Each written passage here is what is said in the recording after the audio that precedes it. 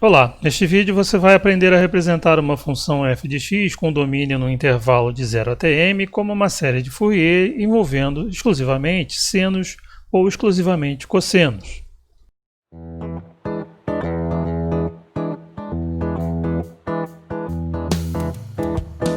No item 1, vamos começar relembrando o conceito de funções pares e ímpares e examinar a paridade de produtos dessas funções. Vamos discutir também o que acontece com integrais de funções pares ou ímpares em intervalos simétricos. Isso vai ser importante mais adiante na construção das séries. No item 2, falaremos dos conceitos de extensão par e extensão ímpar de uma função que serão empregados na construção da série de cossenos, tema do item 3, e da série de senos, tema do item 4. A discussão se refere a funções definidas em um intervalo de 0 até m, mas pode ser estendida a um intervalo finito arbitrário qualquer. Falaremos mais disso lá no final do vídeo. No item 5, finalmente, vou procurar deixar claro o porquê de nos preocuparmos com tantas alternativas assim de escrevermos a mesma função f de x. Vamos então ao item 1, sobre funções pares e ímpares. Bom, vamos começar relembrando o conceito de função par e função ímpar. Essencialmente, uma função par é aquela que, quando você troca o sinal do seu argumento, a função não muda. Ou seja, se você tem uma certa função f de x, f de menos x equivale a f de x. Um exemplo disso são funções polinomiais com potências pares da variável, exclusivamente potências pares da variável. Então, nesse exemplo aqui, se você troca na expressão do f1 x por menos x, você obtém essencialmente a mesma função, a própria expressão do f de x. Portanto, é uma função par. Um outro exemplo de função par é a função cosseno de x. Se você avaliar essa função em menos x, você tem cosseno de menos x, que equivale a cosseno de x. Pense aí no círculo trigonométrico, você vai chegar a essa conclusão. Para uma função par, então, para cada valor de x que você tiver, você tem o f, a função valendo o f de x, você vai ter um menos x, onde o f vai ter o mesmo valor, vai assumir o mesmo valor que em f de x. Ou seja, a sua função ela vai ter uma simetria em relação ao eixo vertical. Já uma função ímpar é caracterizada pelo seguinte: f avaliado em menos x equivale a menos f de x, ou seja, se você troca o sinal do argumento, você tem o valor da função em f de x com um sinal de menos. Um exemplo disso são funções polinomiais com potências exclusivamente ímpares da variável. Se você troca aqui x por menos x, todas as potências trocam de sinal. Portanto, você tem uma troca global de sinal. Um outro exemplo de função ímpar é a função seno de x. Se você avaliar ela em menos x, seno de menos x equivale a menos seno de x. Portanto, é uma função ímpar. Então, para cada valor de x em que f assume esse valor, f de x, você vai ter um menos x, onde a função assume o valor menos f de x. Ou seja, esses dois pontos eles vão ser simétricos em relação à origem. Como consequência disso, o gráfico de uma função ímpar ele é simétrico em relação à origem, tem uma simetria radial em relação à origem. Além de funções pares e funções ímpares, você pode ter também funções sem paridade. Por exemplo, polinômios que misturam potências pares e ímpares. Quando você troca x por menos x, as potências pares continuam com o mesmo sinal, mas as potências ímpares trocam. Então você acaba tendo uma função diferente daquela que você tinha originalmente. Um fato que vai ser importante para a nossa discussão aqui é o seguinte: o produto de duas funções pares também é, por sua vez, uma função par. Isso porque, se você tem duas funções pares f e g, ou seja, caracterizadas por isso daí, ao trocar x por menos x, você obtém a mesma função, considere a seguir uma nova função, h de x, que é o produto dessas duas. Bom, qual vai ser o comportamento de h de x quando eu trocar x por menos x? Quando você troca x por menos x, olha, você está trocando simultaneamente em f e g. Mas a mudança causada por isso em cada uma delas é nenhuma. Portanto, você também não tem nenhuma mudança no produto delas. Ou seja, a função h de x é par. Seguindo a mesma linha de raciocínio, a gente pode concluir que o produto de duas funções ímpares é uma função par. Se, novamente, h de x é o produto de f de x e g de x, ao trocar x por menos x, o que vai acontecer? Tanto f quanto g vão trocar de sinal. Portanto, o produto não vai trocar de sinal. Você vai ter uma compensação de sinais aí. Portanto, o produto de duas funções ímpares é uma função par. E é importante ressaltar aqui, né, que eu estou falando do produto de duas funções ímpares. Se eu tiver três funções ímpares, por exemplo, quando eu troco x por menos x, eu tenho as três trocando de sinal simultaneamente. Então, eu tenho um sinal efetivo negativo.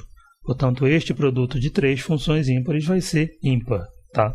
Mas aqui eu estou falando especificamente do produto de duas funções ímpares, ok? E por último, se você considera o produto de uma função par por uma função ímpar, o resultado vai ser uma função ímpar, pelo seguinte motivo. Considere agora que você tenha uma função f par e uma função g que seja ímpar. E o produto das duas, uma função h. Quando você troca x por menos x, f não muda de sinal, porque ela é uma função par. Já a função g troca de sinal, porque ela é uma função ímpar. Consequentemente, a função h vai trocar de sinal. Então, esse produto, a função h, é uma função ímpar. Vamos examinar a seguir o que acontece com uma integral de uma função par ou de uma função ímpar num intervalo simétrico. Isso vai ser importante aqui porque a gente vai discutir aqui neste vídeo. Imagine inicialmente que a gente tem uma função par f de x, ou seja, f de menos x equivale a f de x. O que essa característica da função f de x, de ser par, vai implicar para uma integral dessa função f de x num intervalo simétrico de menos L até L, por exemplo? Bom, mesmo sem fazer qualquer conta, dá para imaginar o que vai acontecer, de ter uma expectativa, né, do que vai acontecer, se a gente pensar na simetria que o gráfico dessa função f de x exibe em relação ao eixo vertical. Você tem, né, uma curva simétrica em relação a esse eixo. Nessa situação, então, uma integral desta função no intervalo de menos L até L seria equivalente a 2 vezes a integral desta função na metade do intervalo, de 0 até L. Como é que a gente poderia, então, demonstrar isso? Bom, essa integral de menos L até L pode ser quebrada em duas parcelas. Uma no subintervalo de menos L até 0 e outra parcela no subintervalo de 0 até L. Nessa primeira parcela aqui, eu posso pensar numa transformação de variáveis, levar x em menos x. Como consequência, o dx vai em menos dx, o limite de integração menos L vai em L, e o limite de integração 0 vai em 0 mesmo. Então, essa primeira parcela pode ser reescrita dessa forma. Em relação à segunda parcela, bom, não há o que dizer. No entanto, nessa primeira parcela aqui, eu tenho um integrando agora que é f de menos x, mas f supostamente é uma função par, então isso equivale a f de x. Então, até o momento, a gente pode dizer que a integral i pode ser escrita assim. Mas na primeira parcela eu posso trocar a ordem dos limites de integração, e com isso eu ganho um sinal de menos. Portanto, isso equivale a isso aqui.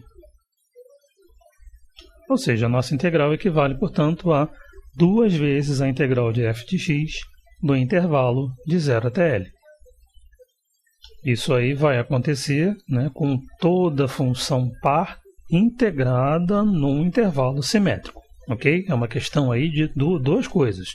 A paridade da função integrando e o caráter simétrico do intervalo de integração. Ok? Em relação a uma função ímpar, como é que seria essa história?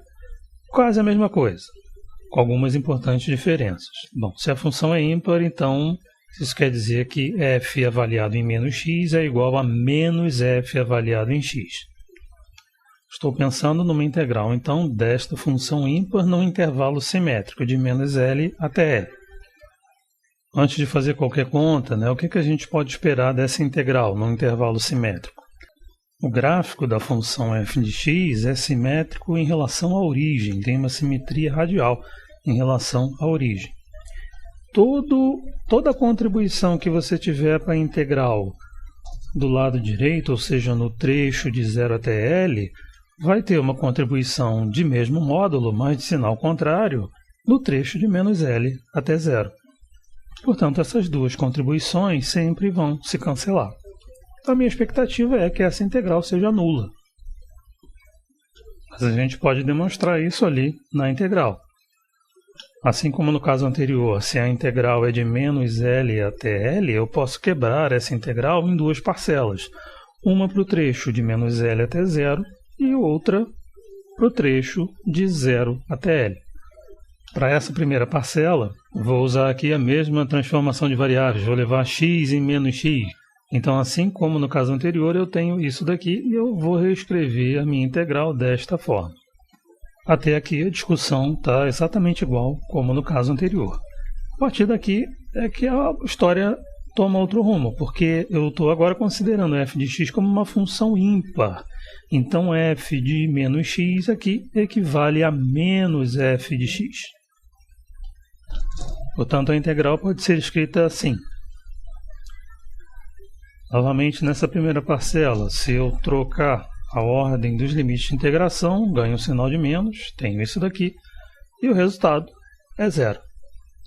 Portanto, se eu integro uma função ímpar num intervalo simétrico, o resultado dessa integral é 0.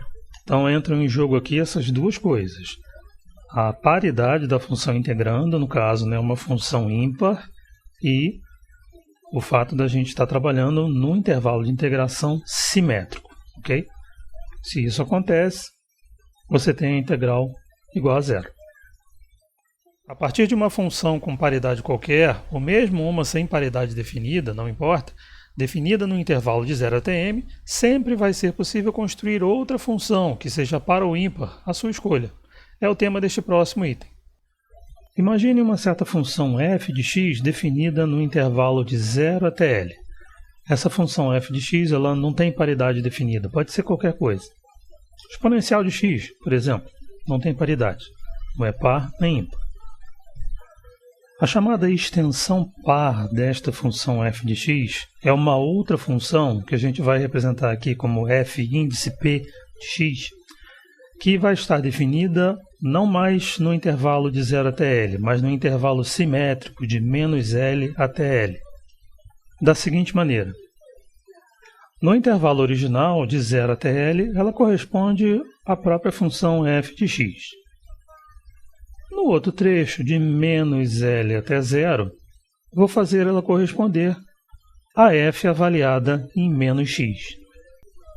Com isso, a função fp vai ser, por construção, uma função par definida no intervalo simétrico de menos L até L. E essa função vai ser denominada extensão par de f de x sobre o intervalo de menos L até L. No que a gente vai fazer aqui nesse vídeo, a gente nem vai precisar construir explicitamente a extensão par. Só saber que ela é par já vai ser suficiente para nós. Mas, no entanto, só para exemplificar aí, vou te mostrar como construir uma extensão par de um certo f de x. Por exemplo, esse aqui. Imagina que eu tenho este f de x, um polinômio sem paridade definida, Eu tenho aí potências pares e potências ímpares de x, inicialmente definida no intervalo de 0 até L. Bom, o f avaliado em menos x corresponde a isso aqui. Alguns termos trocam de sinal, outros não. Com isso, então, a minha nova função, a minha extensão par de f de x, minha fp de x, vai ser definida assim. No trecho original, corresponde a fx. No trecho de menos L até 0, corresponde ao f de menos x. Portanto, meu fp vai ser definido dessa forma. Vou deixar para você aí como exercício verificar que realmente essa fp definida dessa forma, realmente é uma função par, ou seja, fp avaliado em menos x corresponde a fp avaliado em x. De modo análogo, a gente pode construir a chamada extensão ímpar da função f de x. Então, imaginando aí a mesma f de x, em princípio sem paridade definida e definida no intervalo de 0 até L, a gente define a chamada extensão ímpar dessa função, que vai ser uma função agora sobre o intervalo simétrico de menos L até L, da seguinte maneira. No trecho original, de 0 até L, ela corresponde à própria função original, f de x. E no trecho simétrico, de menos L até 0, ela vai corresponder a menos f de menos x. Tá? Portanto, eu estou trocando o sinal da variável, de todas as ocorrências da variável x, e também estou trocando o sinal da função f, o sinal global. Essa é a diferença em relação à extensão par.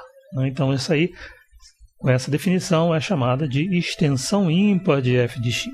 E, por construção, ela vai ser uma função ímpar sobre o intervalo de menos L até L. Vou usar como exemplo aqui, como ponto de partida, o mesmo f de x, né? Um polinômio sem paridade definida. Meu f de menos x é a mesma coisa, né? O que eu obtenho quando eu troco o x por menos x, esse outro polinômio. Então, a minha função, a minha extensão ímpar, fi de x, vai ser, no trecho de 0 até L, a própria função f de x. No trecho de menos L até 0, menos f de menos x. Ok? Então, tenho esse sinal de menos global aí, e eu vou ter, portanto, essa forma. Vou deixar para você, como exercício, você realmente verificar que isso, definido dessa forma, né, o fi é uma função ímpar, ou seja, fi avaliado em menos x equivale a menos fi avaliado em x. Você vai ver agora que a ideia de construir uma extensão par de uma função abre o caminho para representarmos esta função como uma série de Fourier contendo exclusivamente cossenos, incluindo aí o termo constante. É possível a gente representar uma certa função f de x definida no intervalo de 0 até L usando exclusivamente cossenos. A ideia por trás disso é a seguinte: a gente não representa o f de x no intervalo de 0 até L, mas sim representa a sua extensão par no intervalo de menos L até L, usando aquela expressão geral da série de Fourier e dos seus coeficientes para um intervalo arbitrário, que a gente já discutiu em outro vídeo. Bom, o que vai acontecer é que, devido à paridade da função f de p, só vão sobreviver nesta série os termos em cosseno. Nós vamos mostrar isso com detalhes a seguir. A série que vai ser obtida, em princípio, vale para o intervalo de menos L até L, mas eu só estou interessado mesmo no que acontece no intervalo de 0 até L, onde fp e f são a mesma coisa. Então, eu simplesmente jogo metade do intervalo fora e termino com uma representação para f de x no intervalo de 0 até L, composta exclusivamente de cossenos. Vamos ver em detalhes, então, como construir uma série de cossenos para uma certa função f de x, uma função qualquer, definida no intervalo de 0 até m. Eu vou usar a letra L para representar a amplitude do intervalo que aparece na expressão geral da série de Fourier. O primeiro passo aqui, então, é construir a extensão par desta função f de x. A paridade da função aí não é à toa, é porque cossenos são funções pares. Por isso que, para fazer isso, a gente vai olhar para a extensão par. Então, na verdade, né, a gente aqui, como eu falei anteriormente, não vai nem precisar construir explicitamente a extensão par. Saber que ela é uma função par já vai ser o suficiente para nós. Então, imagine aí que construímos esta extensão par para o f de x, função essa que agora está definida no intervalo de menos m até m. Vamos agora representar esta extensão par como série de Fourier neste intervalo de menos m até m. Temos aí então identificados os limites do nosso intervalo de interesse A igual a menos m, b igual a m. Então temos aí a amplitude L deste intervalo, b menos a, corresponde a 2m. E o seu ponto médio, meio de a mais b, corresponde a 0. A gente vai usar aí, né, na construção da série de seus coeficientes, vamos precisar do fator 2 sobre L, que corresponde, portanto, a 1 sobre m, e os argumentos dos cossenos e senos, né, 2kπ sobre L vezes x menos x barra, que são iguais, portanto, a kπx sobre m. Vamos, portanto, construir a série de Fourier para a extensão par de f, no intervalo de menos m até m. Ela vai ter, então, essa estrutura aqui. Em princípio, com todos os termos, cossenos e senos. A gente vai ver que, nesse caso, somente os termos em cosseno é que vão sobreviver. Vamos calcular, em primeiro lugar, a expressão do A0, né? A expressão geral é essa daqui. Ou seja, neste caso aqui, ela assume esta forma. Nós não construímos explicitamente a extensão par fp, mas nós sabemos que, por construção, ela é uma função par. Então, eu tenho aí uma integral de uma função par num intervalo simétrico de menos m até m. Podemos escrever essa integral como sendo 2 vezes a integral de fp no intervalo de 0 até m. Porém, nesse intervalo de 0 até m, a extensão par fp é idêntica à função original f de x. Então, essa é a expressão do A0 em termos de f de x. Vamos agora para o cálculo do AK. Nessa integral, agora temos o produto do fp, que é uma função par, vezes o cosseno, que também é uma função par. Portanto, este produto é, por sua vez, uma função par também, como a gente já viu. Então, temos aí, novamente, uma integral de uma função par no intervalo simétrico de menos m até m. Isso equivale, então, a 2 vezes a integral no intervalo de 0 sobre m do produto de fp pelo cosseno. Mas, novamente, né, neste intervalo, fp e f são a mesma coisa, então eu já posso escrever diretamente a integral em termos do f de x. Então, temos aí as expressões do A0 e do AK, em termos de integrais envolvendo a função f de x. Vamos, em seguida, calcular o BK de modo análogo. Obtemos essa expressão aqui. Agora, no integrando, temos o produto da extensão par, que é uma função par, pela função seno, que é uma função ímpar. Portanto, este integrando é uma função ímpar. Temos, assim, uma função ímpar sendo integrada num intervalo simétrico de menos m até m. O resultado dessa integral é 0. Portanto, BK é igual a 0. Então, estamos trabalhando com esta forma da série de Fourier e até agora concluímos que os AKs têm esta forma daqui. Estou incluindo já aqui o caso k igual a 0. Todos os BKs são nulos. Consequentemente, então, a série de Fourier para a função fp, para a extensão par fp, válida no intervalo de menos m até m, tem essa forma aqui, com AK dado pela integral ali em cima. Mas a extensão par é uma mera construção. O que me interessa mesmo é a função f de x definida no intervalo de 0 até m.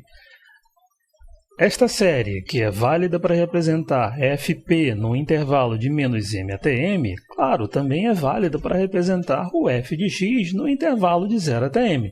Então eu vou jogar fora a informação do intervalo de menos m até 0, ficar com isso daqui, para representar minha função f de x no intervalo de 0 até m. Essa série, obtida dessa forma, é chamada de série de cossenos para o f de x, no intervalo de 0 até m. A seguir, você vai ver que construir uma extensão ímpar de uma função possibilita representarmos esta função como uma série de Fourier contendo exclusivamente senos. Vamos a seguir fazer coisa semelhante, mas tomando como ponto de partida a extensão ímpar da função f de x. Então temos, novamente, uma função f de x definida no intervalo de 0 até m. Vou construir a sua extensão ímpar no intervalo de menos m até m. Digo, vamos construir, mas na verdade nem é necessário construir explicitamente esta extensão. Basta termos em mente que ela é uma função ímpar. Temos aí os mesmos limites de intervalo, portanto, mesma amplitude e também o mesmo ponto médio. Os fatores 2 sobre L e 2kπ sobre L vezes x menos x barra são os mesmos. Vamos partir aqui da mesma forma geral da expansão em série de Fourier, agora para a extensão ímpar FI. Temos esta expressão aqui para o A0 com uma integral da extensão ímpar. Porém, agora, como eu tenho uma função ímpar sendo integrada num intervalo simétrico, essa integral é nula. Então, A0 vale 0. Para o AK, temos esta integral aqui, que envolve o produto da extensão ímpar e da função cosseno. Temos, então, o produto de uma função ímpar por uma função par. Esse produto é uma função ímpar. Integrando isso num intervalo simétrico, obtemos 0. Então, AK também vale 0. Examinando agora o BK, temos esta integral aqui. O seno é uma função ímpar. O integrando, portanto, é o produto de duas funções ímpares, ou seja, é uma função par. Essa integral, no intervalo de menos m até m, corresponde, portanto, a 2 vezes a integral no intervalo de 0 até m. Mas no intervalo de 0 até m, a extensão ímpar FI equivale ao próprio f de x. Então, podemos escrever essa integral deste modo. Com estes resultados, então, olhando para a forma completa da série, todos os a's são nulos e os bk's são dados por essas integrais. A gente termina com essa série aqui para a extensão ímpar, uma série composta exclusivamente de senos, válida no intervalo de menos m até m. Mas no intervalo de 0 até m, a extensão ímpar equivale à própria f de x. Então, essa série também vale para representar f de x no intervalo de 0 até m. Essa série é conhecida como série de senos para f de x, nesse intervalo. Bom, além dessas duas possibilidades, ou uma série de senos ou uma série de cossenos, existe também sempre a possibilidade de você usar a forma geral da série de Fourier, sem apelar para a extensão ímpar nem extensão par, simplesmente usar a fórmula geral. A gente tem aí, então, como limites do intervalo de integração 0 e m. Isso nos leva a uma amplitude igual a m e a um ponto médio, m sobre 2. Então, nesse caso, a gente vai precisar, para construir a série e os coeficientes da série, do fator 2 sobre L, portanto, igual a 2 sobre M, e dos argumentos de cosseno e seno, 2kπ sobre L vezes x menos x barra. Resulta nisso aqui. Vou deixar desse jeito mesmo, não vou fazer nenhuma simplificação. Nesse contexto, então, vamos pensar numa série de Fourier com esta forma.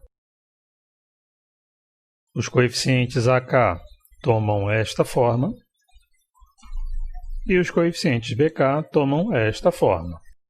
Vamos comparar esta série aqui com estes coeficientes com o que a gente já obteve anteriormente. Então, para uma mesma função definida no intervalo de 0 até m, nós temos 3 possibilidades de representação para esta função. São 3 séries com formas diferentes, com coeficientes diferentes, calculados através de integrais diferentes. A primeira possibilidade é a série de cossenos, em que a série assume esta forma, onde eu não tenho senos, só tenho o termo constante e os cossenos, com os coeficientes AK dados por isto daqui. Uma segunda possibilidade é a série de senos. A série assume esta forma. Eu não tenho mais cossenos nem termo constante, eu só tenho senos. E os coeficientes BK são dados por estas integrais. Uma terceira possibilidade, então, é a da série completa de senos e cossenos, onde a série toma esta forma daqui e eu tenho, em princípio, todos os coeficientes. Os coeficientes AK dados por esta integral e os coeficientes BK dados por esta integral. Compare, né, cada uma das possibilidades, você vê séries com estruturas diferentes, né, os argumentos dos cossenos e senos são diferentes e as expressões dos coeficientes também são diferentes. No entanto, qualquer uma dessas três possibilidades serve como representação da função f de x no intervalo de 0 até m. São somente representações diferentes de um mesmo objeto, da mesma f de x. Cabe aqui então a pergunta: para que tantas opções? Vou tentar responder. Bom, o fato é que temos então essas possibilidades, essas três possibilidades de representação da mesma função f no mesmo intervalo. Existe até uma outra possibilidade que eu não vou entrar em detalhes aqui, que é a representação em série de Fourier complexa, que vem basicamente de você combinar todos esses senos e cossenos usando a fórmula de Euler e assim escrever tudo em termos de exponenciais complexas. Mas a pergunta que eu quero focalizar aqui é, bom, ok, temos essas possibilidades todas, mas por que eu vou me importar com elas? Por que não eu me restringo a uma única dessas possibilidades e deixo as outras para lá? Bom, detalhes à parte, a situação que nós temos aqui é, então, a possibilidade de eu representar esse f de x no intervalo de x indo de 0 até m como uma combinação linear de cossenos de kx sobre m. A outra possibilidade é representá-la como uma combinação linear de senos de kx sobre m. E a terceira possibilidade é representar como uma combinação linear de cossenos e senos, com esses argumentos aí. Ok? Então, essencialmente, detalhes à parte, são essas as possibilidades que nós temos. Essa situação é análoga às possibilidades que a gente tem de representação de um vetor, daqueles vetores lá da geometria analítica. Por simplicidade, vamos representar aqui um vetor no plano, onde você precisa de uma base com somente dois vetores. Você pode escolher bases diferentes e assim representar o mesmo vetor f como combinações lineares diferentes, envolvendo vetores de base diferentes, coeficientes diferentes, mas todas elas representando o mesmo objeto, o mesmo vetor. E o que vai guiar a escolha da base? Por que uma determinada base e não outra? A palavra-chave é simplicidade, tanto no que se refere a você expressar um certo conceito físico, uma certa relação física envolvendo vetores, por exemplo, na descrição de campos elétricos ou campos magnéticos nas vizinhanças de uma certa superfície, faz sentido você falar em termos de componentes tangenciais àquela superfície e em componentes perpendiculares àquela superfície. E um outro aspecto dessa simplicidade é você obter expressões mais simples para trabalhar com elas. Geralmente as duas coisas estão ligadas. Então, o que vai orientar a escolha da base tem a ver com isso, tem a ver com simplicidade, tem a ver com conveniência. No nosso contexto aqui, então, nós vamos usar a série de Fourier, ela vai aparecer naturalmente no processo de solução de algumas equações diferenciais parciais. O que vai, então, pesar na escolha dessa base, na utilização de uma base ou outra, de uma forma da série ou outra? Bom, ao meu ver, são dois fatores principais aqui. Um deles é a própria forma da equação diferencial. E o outro fator é o tipo de condição auxiliar que você vai impor sobre a sua função, conforme o caso. Condições iniciais, condições de contorno, a gente vai ver isso um pouco mais adiante no nosso curso. Na verdade, a gente vai ver até em certas situações uma determinada forma da série de Fourier aparecer naturalmente, como consequência desses dois fatores. Daí, então, a importância da gente saber reconhecer cada uma dessas possibilidades e saber trabalhar com cada uma dessas possibilidades. Apesar de toda a discussão aqui neste vídeo ter se referido a funções no intervalo de 0 até m, ela pode ser estendida a funções definidas em um intervalo AB qualquer, mediante uma transformação da variável. Deixo a você como exercício demonstrar que para uma função g de u, em que a variável u esteja definida no intervalo de a até b, finito, porém arbitrário, você pode definir uma nova variável x através desta transformação. Assim, levar u de a até b equivale a levar x de 0 até m. A transformação inversa é esta daqui. Com essas transformações, você consegue reescrever a sua função g de u como uma função f de x na nova variável x. Ficamos por aqui. Até o próximo vídeo.